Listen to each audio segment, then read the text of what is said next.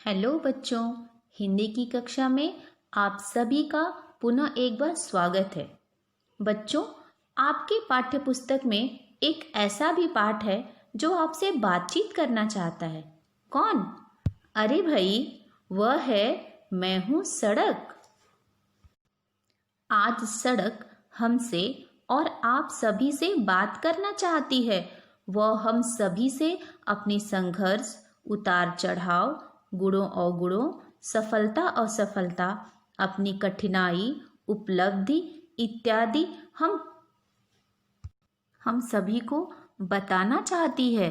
अपना सुख दुख हमसे बांटना चाहती है, वैसे ही जैसे एक मित्र दूसरे मित्र से अपनी सभी बातें बताता है। अब आप सोच रहे होंगे कि भला सड़क कैसे बात कर सकती है? अरे भाई, लेखक आत्मकथा द्वारा अर्थात ऑटोबायोग्राफी द्वारा सड़क के जीवन का वर्णन बताया है। सड़क अपनी आप बीती आप सभी से जब बताएगी तभी तो आप जानेंगे ना कि सड़क को क्या क्या परेशानी होती है और वह हम सभी से किस प्रकार का व्यवहार चाहती है। अब ये आत्मकथा क्या होती है? बेटा, आत्मकथा लिखते समय सदैव मैं नामक पुरुषवाचक सर्वनाम जो उत्तम पुरुष में होता है से ही शुरुआत करनी चाहिए। जैसे एक नदी का अगर उदाहरण लेते हैं तो कैसे लिखेंगे? मैं नदी बोल रही हूँ। और अगर उद्यान का लेते हैं तो कैसे लिखेंगे? मैं एक उद्यान बोल रहा हूँ।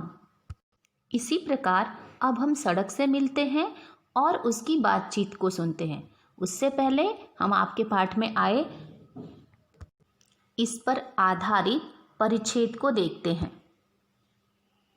परिच्छेद में देखिए, सड़क बोल रही है, मैं सड़क हूँ, सब मुझ पर चलते हैं। आदमी, रिक्शा, बस, साइकिल सभी मुझ पर इधर से उधर आते जाते हैं। बालक, जवान, बूढ़े सभी के काम आती हूँ। मैं घर और विद्यालय के बीच सेतु हूँ। लोग मेरे किनारे मकान बना लेते हैं। सामान बेचने वाले भी मेरे दोनों ओर दुकानें लगाते हैं। चौराहे पर पुलिस का सिपाही वर्दी पहने खड़ा होता है। यह यातायात को अनुशासित रखता है। रास्ता बदलने के लिए कई बार लोगों को मुड़ना पड़ता है, पर इसमें मेरा दोष नहीं है। मैं तो सदा सीधी चलने के लिए तैयार हूँ। लोग अपनी ज़रूरत से कभी मुझे टेढ़ी, नीची और ऊंची बना देते हैं। चलिए, अब हम इसका स्पष्टीकरण देखेंगे, परंतु उससे पहले आप शब्दार्थ अपनी उत्तर पुस्तिका में जरूर लिख लें। सड़क कह रही है, चाहे कोई वाहन हो, चाहे कोई व्यक्ति हो, सभी मुझ पर चलकर ही अपनी मंजिल तक पहुंच पाते हैं। आप सभी अपने स्कूल जाते हैं तो स्कूल और घर के बीच मैं ही हूँ जो आपको वहाँ तक पहुँचाती हूँ। अगर मैं न होती तो आप सोचिए स्कूल जाने के लिए क्या क्या परेशानी होती। अर्थात मैं आपके और स्कूल के बीच एक सेतु अर्थात पुल का काम करती हूँ। और तो और लोग मेरे किनारे घर बना लेते हैं क्योंकि मैं ऐसे घरों के लिए बहुत अभी अधिक सुविधाजनक होती हूँ। और मेरे किनारों पर अनेक लोगों ने दुकानें भी खोल रखी हैं। कुछ लोग ठेलों पर भी दुकानें लगाकर अपनी आजीविका चलाते हैं। आगे सड़क क्या कह रही है? देखिए, इस चित्र में आपको चौराहा दिख रहा है। चौराहा अर्थात चार राहों का समूह। देखिए, यहाँ से चार जो रास्ते हैं, जो रोड है, सड़क है, वो एक जगह मिल रहे हैं, अर्थात चार राहों का जो समूह होता है उसे हम चौराहा कहते हैं। और चौराहे के बीच में ट्रैफिक पुलिस जो होता है वो खड़ा रहता है और आने जाने वाले गाड़ियों को अनुशासन अर्थात डिसिप्लिन में रखता है। नहीं तो रोड पर गाड़ी चलाने वाले लोग अपनी मनमानी करते और दुर्घटनाएं होती रहती। अब सड़क आगे क्या कह रही है? कह रही है, कभी कभी अपने रास्ते को बदलने के लिए लोगों को मुड़ना भी पड़ता है, पर इसके लिए मैं दोषी नहीं हूँ। मैं तो हमेशा सीधी चलती हूँ, पर ज़रूरत के अनुसार लोगों ने मुझे सीधी, टेढ़ी, ऊंची, नीची बना लिया है, जैसा कि आपने चित्र में देखा है। और जो लोनावला खंडाला अर्थात जो यहाँ रहता है उसको तो अच्छे से पता है कि हमारे यहाँ की सड़कें कितनी ज़्यादा ऊंची नीची हैं। अब हम अगला परिच्छेद देखते हैं। मेरा आरंभिक स्वरूप कच्चा था। उस पर बैलगाड़ी, तांगा, ऊंट गाड़ी जैसे वाहन चलते थे। फिर कोलतार डालकर पक्की सड़कें बनने लगी। आजकल नई तकनीक आ गई है। इस तकनीक में मुझे सीमेंट से बनाने लगे हैं। अपना यह नया रूप बहुत अच्छा लगता है। दुख उस समय होता है जब लोग गंदा कर देते हैं। लोग पान खाते हैं, बिना सोचे समझे जहाँ जी में आया मुझ पर थूक देते हैं। लोग जगह जगह मुझे खोदकर गड्ढे बना देते हैं। इससे मेरे शरीर पर बहुत से घाव हो जाते हैं। गड्ढों के कारण अनेक दुर्घटनाएं होती हैं। फिर भी न जाने लोग ऐसा क्यों करते हैं। मैं सदा साफ सुथरी रहना पसंद करती हूँ। चलिए अब हम इसका स्पष्टीकरण देखते हैं। अब सड़क अपने जन्म के आरंभिक अर्थात शुरुआत जो होता है उसके दिनों के बारे में बता रही है।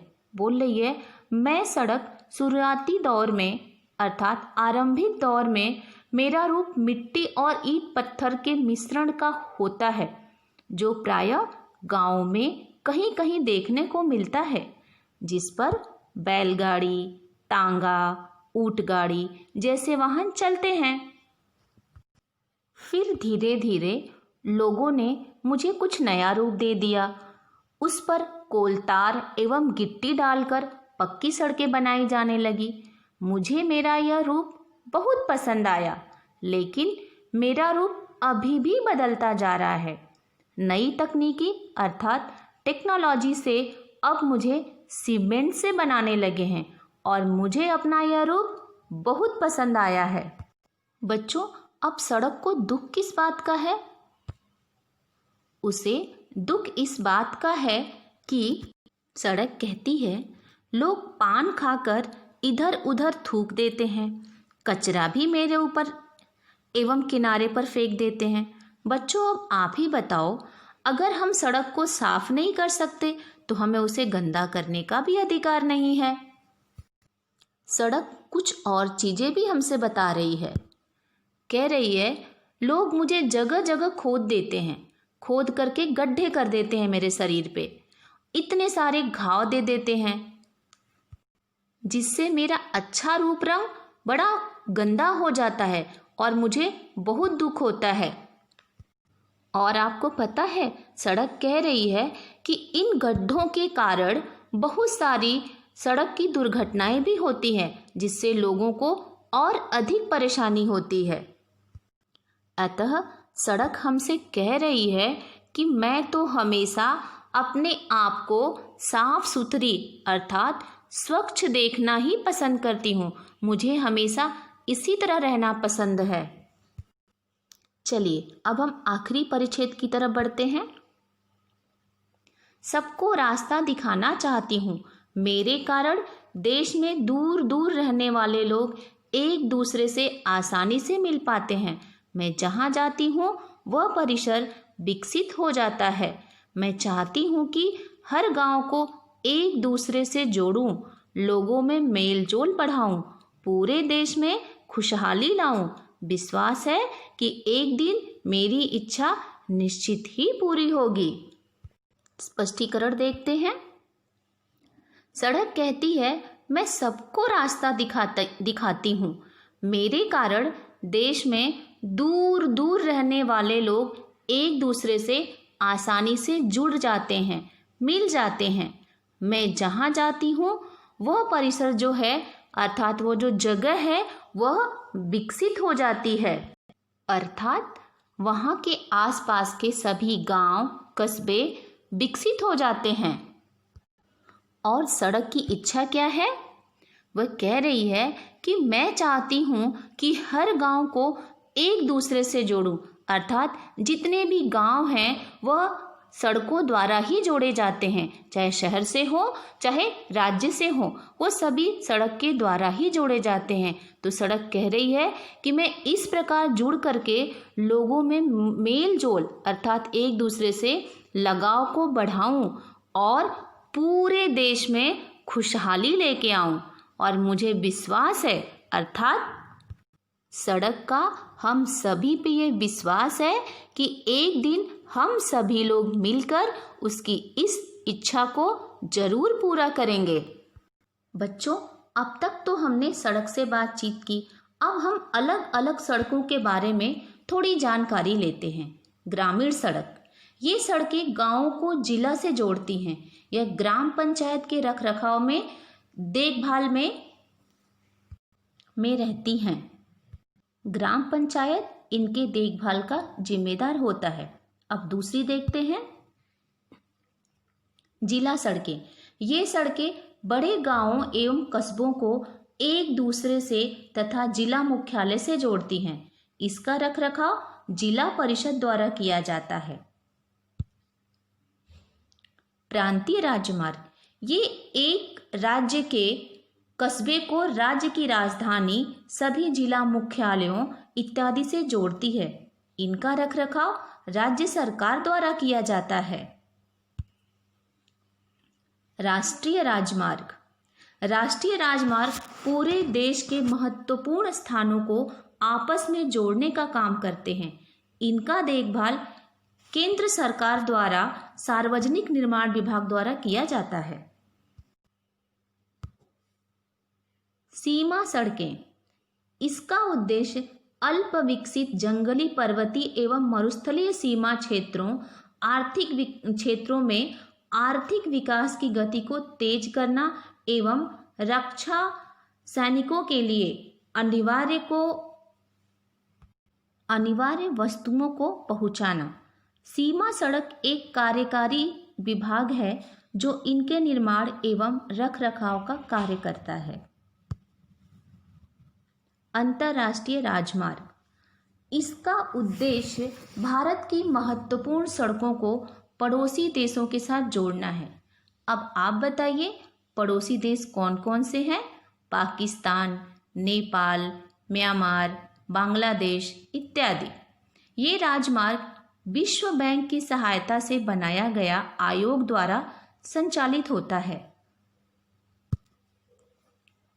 द्रुत मार्ग अर्थात एक्सप्रेसवे, इन मार्गों में कोई भी वाहन लंबी दूरी को बिना रुकावट के बहुत ही कम समय में तय कर सकता है। ये सड़कें 4 से 6 लेन तक की हो सकती हैं। भारत में सबसे अधिक एक्सप्रेसवे अर्थात द्रुत मार्ग उत्तर प्रदेश में है।